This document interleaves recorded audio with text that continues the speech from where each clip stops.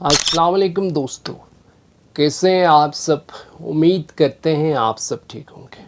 जैसे कि आप जानते हैं, लद्दाख के लोग किन प्रॉब्लम्स और चैलेंज के शिकार हैं अपने डिमांड्स को लेकर, मगर कोई सुनने वाला नहीं। और हमारे लोग सड़कों पे हैं अपने राइट्स को लेकर, और मोदी गवर्नमेंट हमारे लोगों के डिमांड्स में किसी किस्म का इंटरेस्ट शो नहीं कर रही है।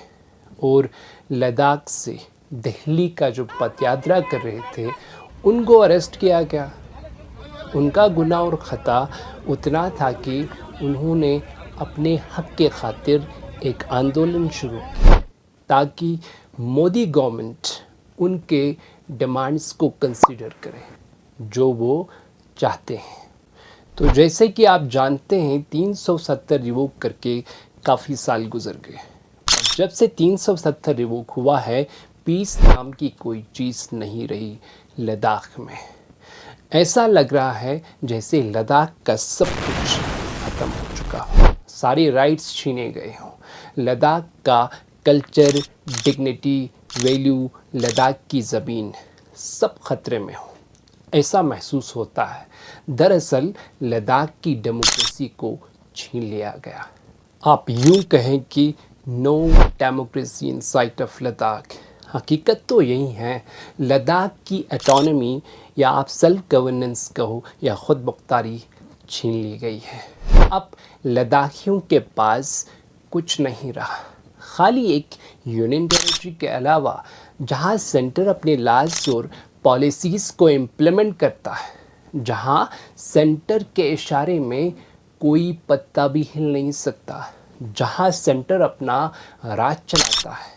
यहाँ लद्दाख के लोगों की कोई मोल नहीं है, क्योंकि यहाँ डेमोक्रेसी का अंत हुआ है।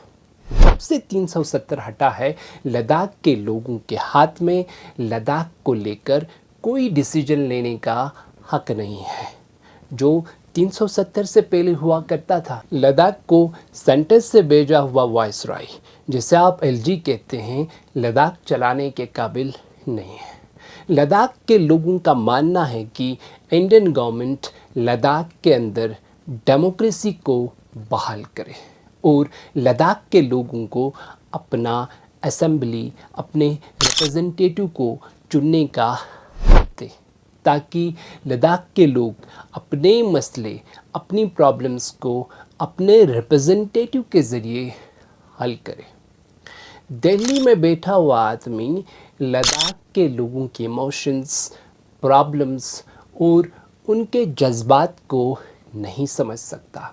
जो शख्स उनके बीच में रहता हो, उस एक्सट्रीम कोल्ड क्लाइमेटिक कंडीशंस को टॉलरेट करके हर वक्त, हर टाइम मौजूद रहता हो, वही शख्स लोगों को समझ सकता है, उनके मसलों को हल कर सकता है। इस चीज़ का नाम है डेमोक्रेसी, यूँ अगर कहे सादा मायने में। पर अफसोस, लद्दाख, जम्मू एंड कश्मीर में कोई डेमोक्रेसी नाम की चीज़ एग्जिस्ट नहीं करती। क्या लद्दाख के लोगों का हक नहीं कि वो अपनी ऑटोनॉमी या सेल्फ गवर्नेंस मांगे? कौन नहीं चाहता आज सेल्फ गवर्निंग पावर? अब बताइए ज़रा।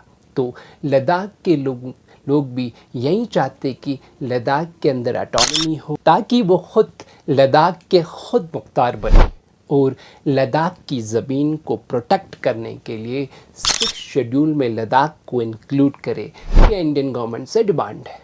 ये भी एक सादा सा डिमांड है इंडियन गवर्नमेंट से। जैसा कि मैंने पहले वीडियो में भी कहा कि लद्दाख में ट्राइबल पॉपुलेशन ज़्यादा है, सो लद्दाख को 6 शेड्यूल में इंक्लूड करना तो जायज़ है, ताकि लद्दाख की ज़मीन को एक्सप्लॉइट न किया जाए। जैसे कि झारखंड, उत्तराखंड, उड़ीसा के ट्राइबल एरियाज़ के लोगों की रिसोर्स को एक्सप्लॉइट किया गया, वहाँ के इन्वायरमेंट को डिस्ट्रॉय किया गया।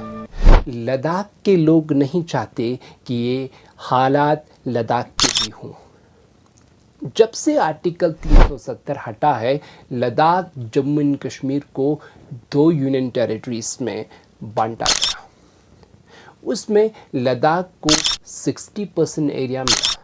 आज उसी लद्दाख की बेबहा ज़मीन में अडानी अंबानी जैसे लोगों की नज़र है। आप देख सकते हैं किस तरह से हिंदुस्तान के बाकी ट्राइबल एरियाज़ को तबाह व बर्बाद किया गया। उस ट्राइबल एरियाज़ के रिसोर्स को, लैंड को, कल्चर, डाइवर्सिटी, इन्वायरमेंट को तबाह किया गया। बाकी नहीं रहा कुछ भी, सिर्फ अपने फ़ायदे के लिए ये सब किया गया। आज यही हालात लद्दाख के होंगे, क्योंकि ज़मीन मोदी और उसके सरकार की कब्ज़े में है, तो वो आसानी से अपने मित्रों को सौंप सकते हैं। और आप जानते हैं अच्छी तरह से उसके मित्र लूटना कैसा होता है, काफ़ी अच्छी तरीके से जानते हैं। यूं ही वो दुनिया के अमीर तरीन लोगों में शुमार नहीं होते।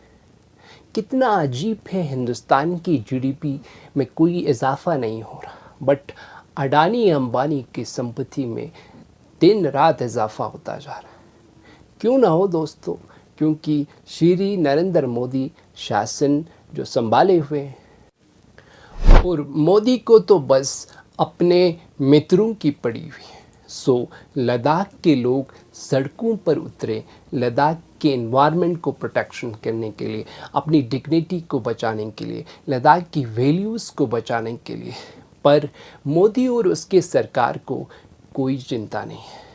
एक मूवमेंट चला रहे हैं अपने हक के लिए, बट आप देखिए हिंदुस्तान के सरकार से लेकर हिंदुस्तान की मेन स्ट्रीम मीडिया से कोई खबर आपको सुनने को नहीं मिलेगी कि लद्दाख के लोग क्या चाहते हैं, क्या डिमांड है, और लद्दाख के हालात से कोई कवरेज आपको नहीं मिलेगी। सो ये हमारी रिस्पॉन्सिबिलिटी है कि लद्दाख की आवाज़ बने, लद्दाख को इस मुसीबत और प्रॉब्लम से बाहर निकाले। और जो लोग लद्दाख के हक में बोल रहे हैं, कर रहे हैं, चल रहे हैं, उनका साथ दें, उनका शाना बशाना चले, ताकि कोई बदलाव लद्दाख में दिखे। We have to protect our land from land mafias. This is not Uttarakhand, this is not Jharkhand, this is Ladakh. We have to serve for our land, we have to sacrifice for our land.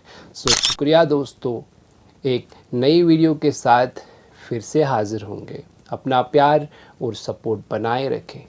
तब तक के लिए अल्लाह हाफ़िज़।